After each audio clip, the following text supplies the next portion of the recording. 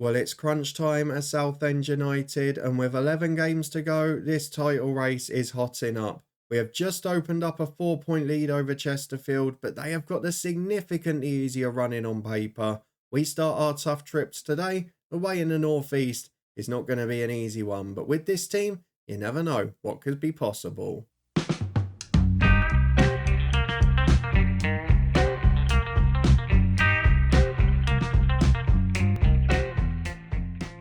Yes, hello and welcome along to part 14 of Saving Southend with me, Daniel. We are back today with Southend United and we are top of the National League table. It is tight and it is tense, but it has become a two-horse race. Altrincham have drifted away. There have been a couple of important moments in that which we'll talk about soon. But now, with a couple of months to go, we're picking up a few injuries, but we're still on top. The problem? We've got the harder running on paper. We'll have a look at that in a moment. We'll see how the two compare in the closing weeks because, of course, we've played each other twice already and that will not be a factor in this year's title race. If you're looking forward to seeing how we get on today, as we go on a big trip to the northeast to face Gateshead and then play Halifax at home who are chasing a playoff place, then please do put a thumbs up on the video. There's not been a great deal of news off the pitch in terms of transfers and whatever else. We've managed to keep most of this squad fairly happy. So it's all about action on the pitch and injuries, which will shape the rest of this season. Let's start by having a look at the schedule and see what's been going on. I will show you the transfer screen just in case, but other than one youngster going out on loan having signed professional terms, I'm not sure there's been much at the club. No, nothing at all. So definitely a lot quieter than last season. We've got a far more settled team and more settled squad. We're not relying on 1 or 2 month emergency loans and we've got a slightly bigger team overall. So that's definitely helped us in this cause. But if we have a look at the schedule, a couple of disappointments since you were last here. A defeat in the FA Trophy 4th round at Hartlepool, despite the fact I actually went fairly strong for that game. And a couple of drop points at Rochdale, which in the end proved to be a brilliant result. But let's have a look at these games because there have been some big moments even within each one. And some defining ones for our season perhaps. If we have a look at the first game since you were with me, it's kind of a habit in this year's FM, isn't it? The first game off camera, I always seem to lose. This one away at Hartlepool in the FA Trophy, 3-1 defeat. Ironically, our former FM22 Hemel Hempstead player Samir Carruthers got one of the goals. Dan Mooney scored for us, but it was not enough. We did, though, win the game that mattered most. At home to Scunthorpe, we won by 5 goals to 1. Harry Cardwell got a hat-trick. We were briefly pegged back just after half-time. They halved the deficit with Cal Roberts, but we managed to pull away. Hilton and Dackers got the other two in a very comfortable win. Away at Dagenham, we won by 2 goals to 0. We were excellent, we were controlled, and Harry Cardwell got a brace. Against Altrincham, arguably one of the biggest games, because on 2 occasions we were pegged back from a goal ahead, but as soon as we let in a second, we scored just a minute later. And that's basically put them out of the title race, combined with a couple of games since. So Dackers, Matheson and Cardwell there. But that Dackers goal at the end, absolutely pivotal. Maybe not as pivotal though, as this goal from Dan Mooney. Against Rochdale away from home, we were the better side, we were dominant, we had about 2 expected goals, but we needed till the 92nd minute. Dan Mooney got a wonderful goal off the left-hand side. It was a really good team move actually. Very similar to one of the goals we saw before. Was it the Oldham game that we ended up losing? We scored a lovely flowing move. It was like that, but in the 92nd minute to get a point, keep that unbeaten league run going. You probably couldn't have asked for much more, to be honest. You can see the effects it's had as well because the confidence in the 3 following home games, it was very easy to see. 3 big wins at home to average opposition. Aldershot by 5 goals to 1. 2 apiece for Cardwell and Stewart, the strikers. And Haynes got 1 as well. A 4-1 win against Dorking. Leighton Stewart wrapping up a first half hat-trick and Dackers getting 1 in from the start. And then against Barnet, it was over to Harry Cardwell to score 1. Hingdon, Scott Morris and a Stewart brace making up the rest of them. So that leaves us in a pretty good position. We've got a very difficult run-in on paper. The next 3 games are crucial when you look at what's coming after it because Gateshead, 14th away from home, a tough game and a massive away trip of course, but a winnable match, and the same at home to Halifax in 8th. We've then got Dartford who are bottom of the league away from home, but we kind of know how FM works in those fixtures.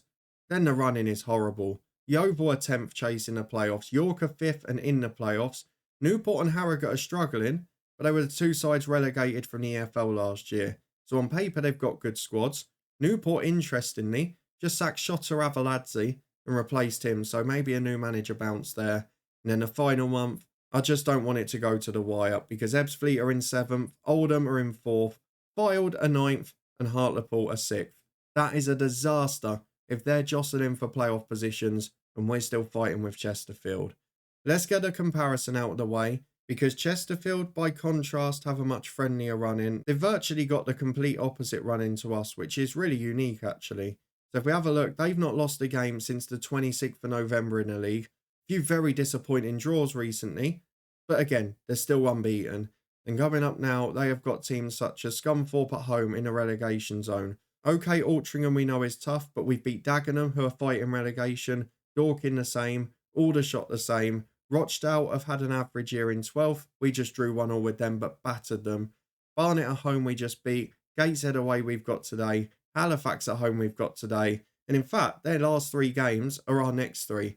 So these 2 games will give us an indicator as to whether we're going to get any help at all come the last few games of the season in April. Let's go and get through to the first one today. We are going away to Gateshead, and that means we are going to our away tactic after 3 successive home matches. They've got quality in the side with the likes of Samuels and Ed Francis in particular.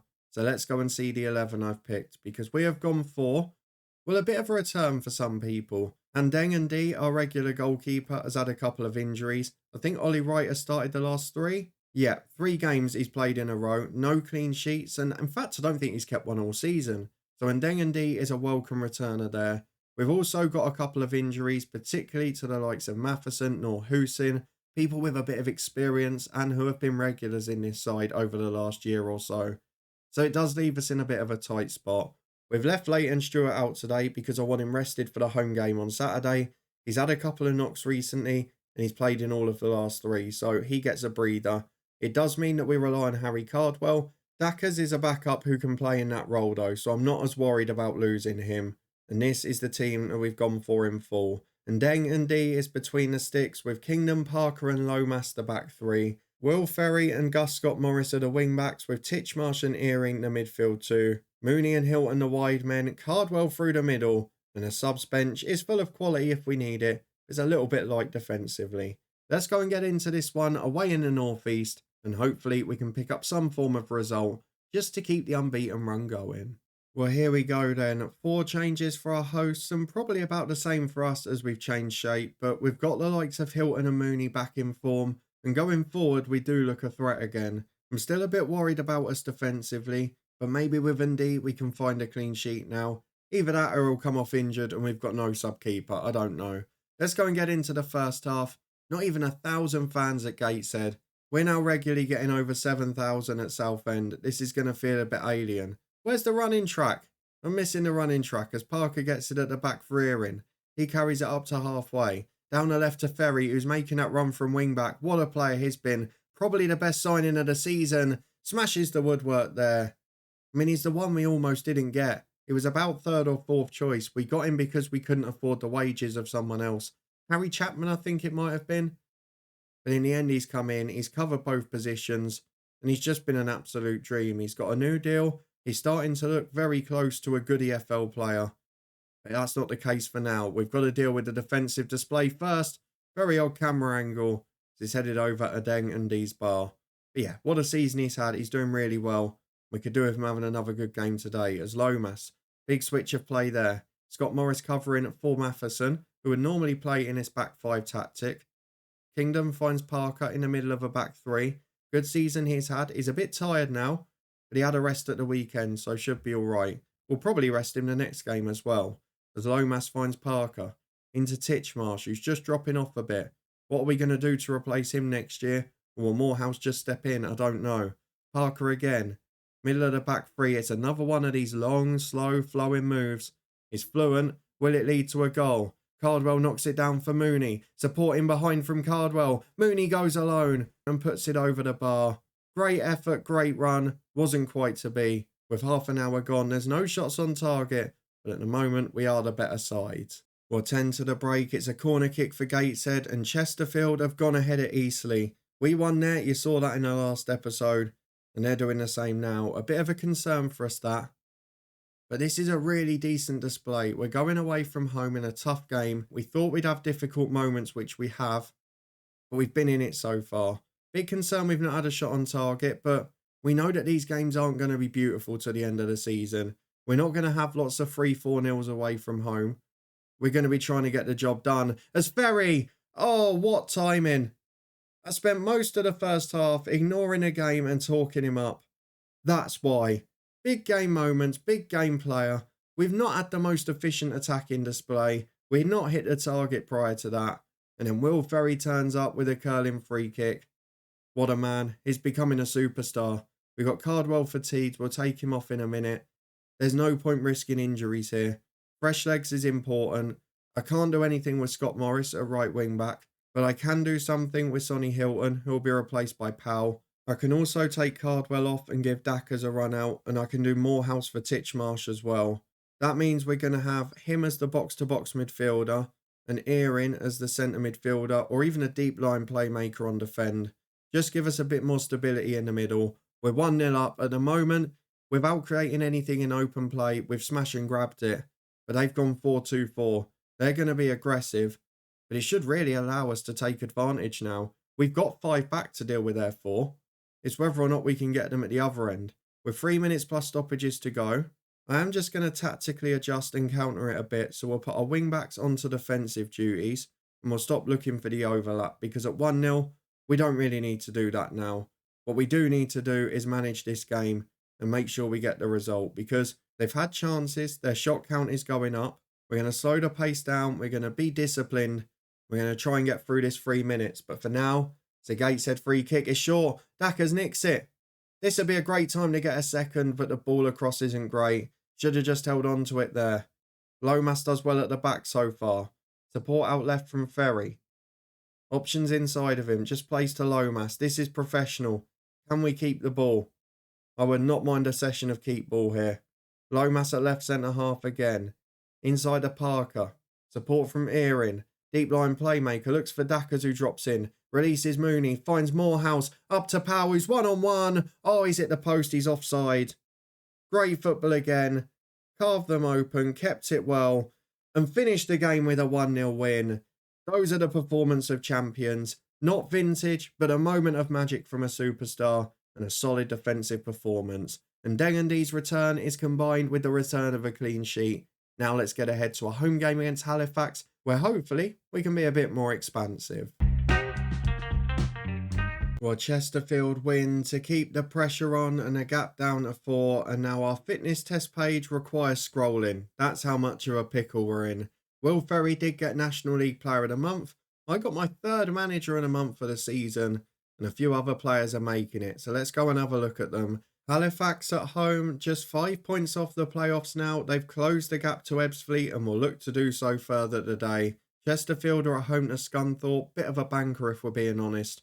So let's go and get through the tactical meeting. Back for the 4-4-2 against this very defensive style. And hopefully we won't show any sign of nerves, because at this stage, I don't want to narrow the gap at all. Well, as we edge towards the run-in of this season, we cannot afford more injuries, and that means we're having to manage the squad a bit. Jack Kingdon is struggling with fatigue. He's been struggling for a while.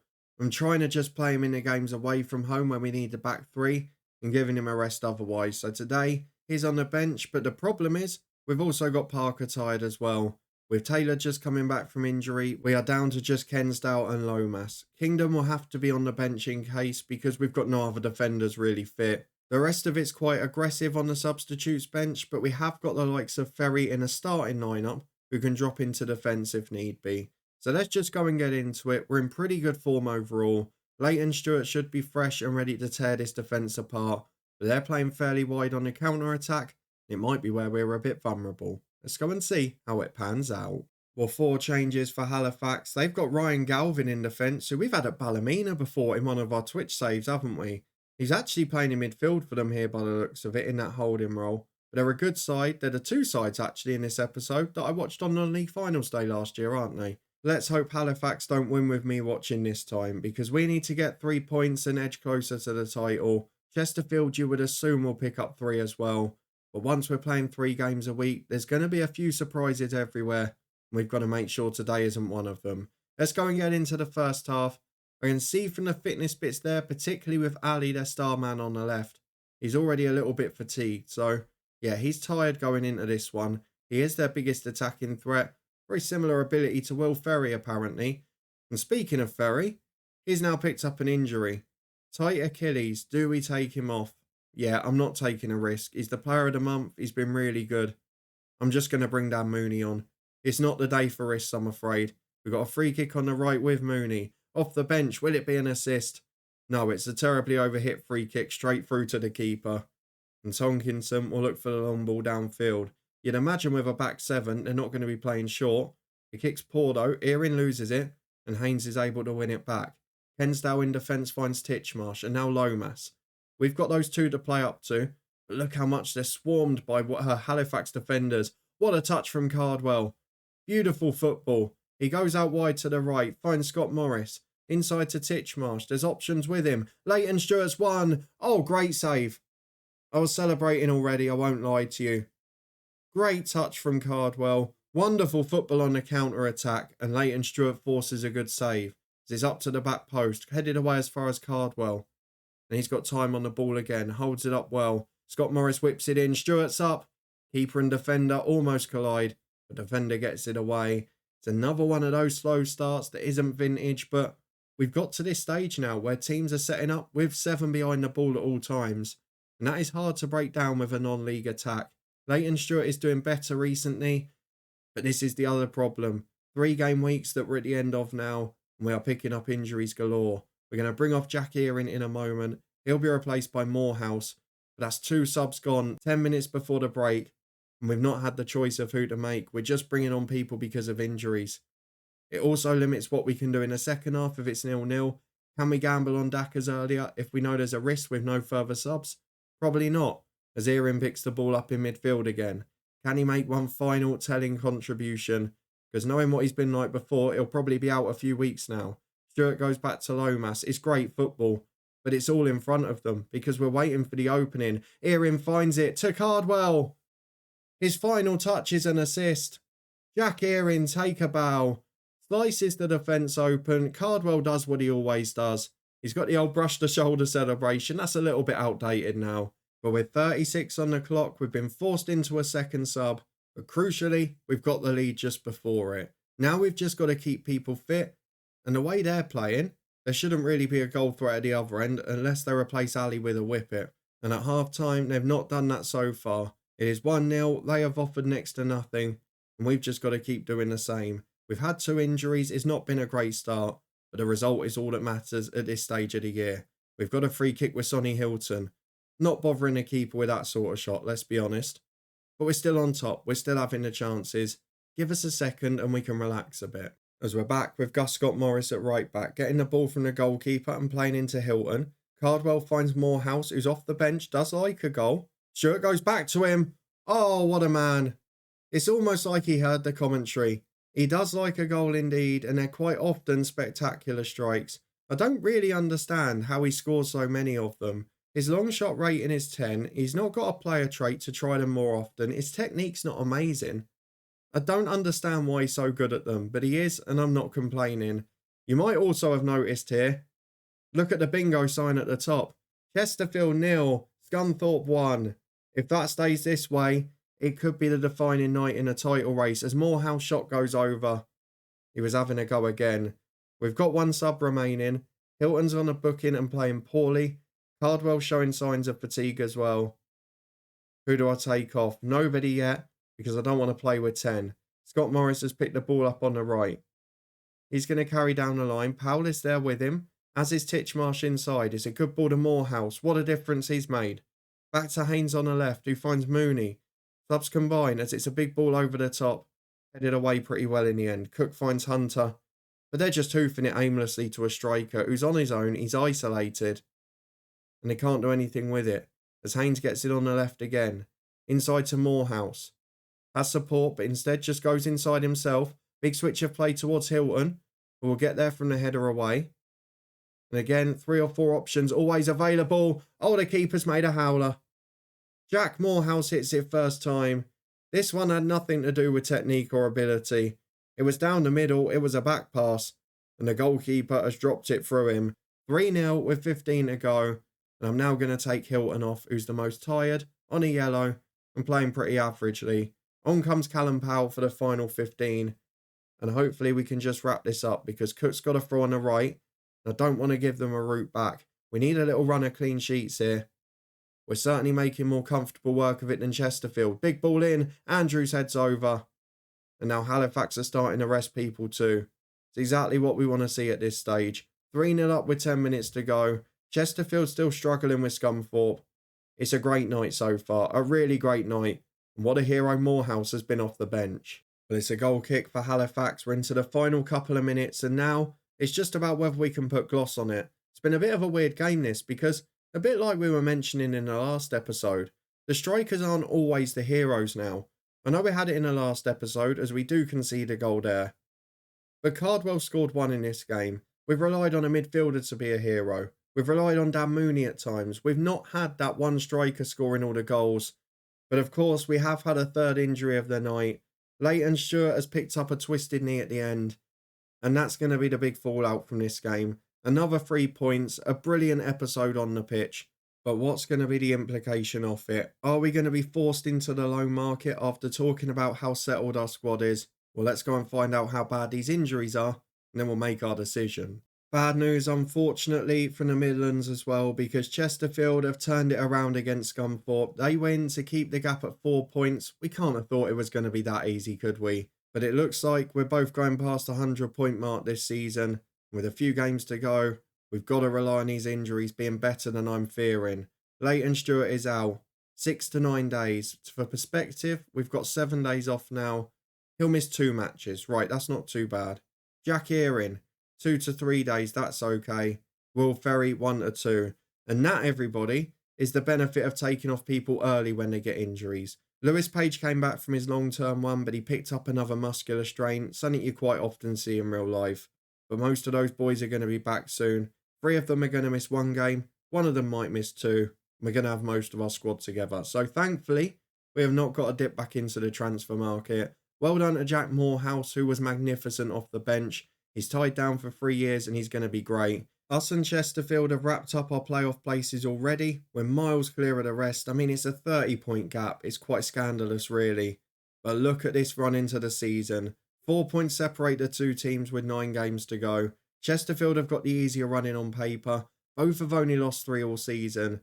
But who's going to drop more points? Who's going to get more injuries? And who's going to choke under the pressure? Is it going to go to the final day? Well, we'll find out in the next episode.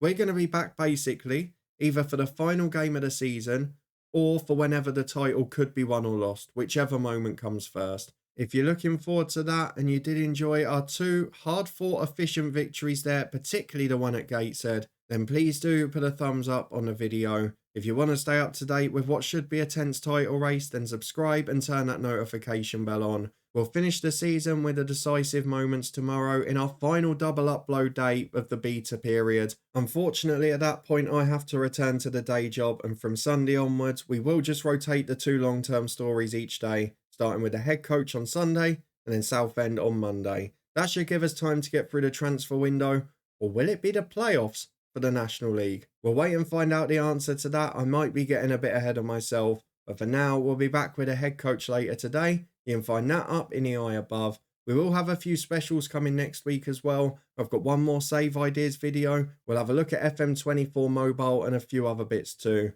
But up in the eye above, you can find all the key playlists as well as the Twitch channel, a football podcast and so much more. We'll be live tonight watching the FA Cup first round and playing some pretty big games on my Twitch stream. Come and join us for that if you haven't before. And I'll see you back here at the same time tomorrow.